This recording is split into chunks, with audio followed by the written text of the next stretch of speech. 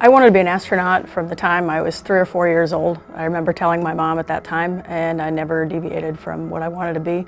Something about exploration has fascinated me from a young age. I wrote a short story in kindergarten about my family going on a trip on Soyuz out to outer space. Every IMAX movie that came out I had to watch, I had to see. I was fascinated by it. A combination of the teamwork, the exploration, being somewhere that nobody else has ever been always fascinated me. Well, I'm an Army officer. I entered the Army through West Point, the U.S. Military Academy. I majored in mechanical and aerospace engineering while I was there. Immediately went to graduate school in England. I got 2 master's degrees, one in aerospace engineering, one in international security.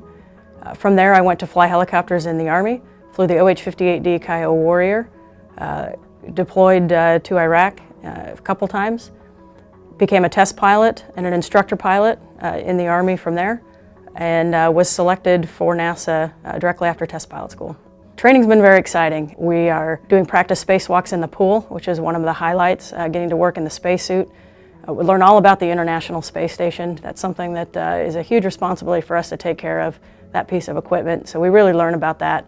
Learning to just work with our classmates. You know, living and working in space, we're no longer going on short duration trips, but when we go to space, we're living and working with the same couple people for 6 months at a time. To me, it's like learning to fly another helicopter. It's an extremely technical piece of equipment. It's just like an aircraft that you get in. You have to know all of the details about the suit.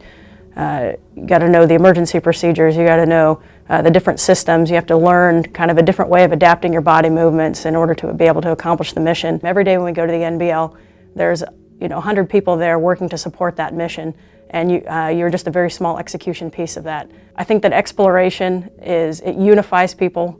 It gives people promise that there's something more out there.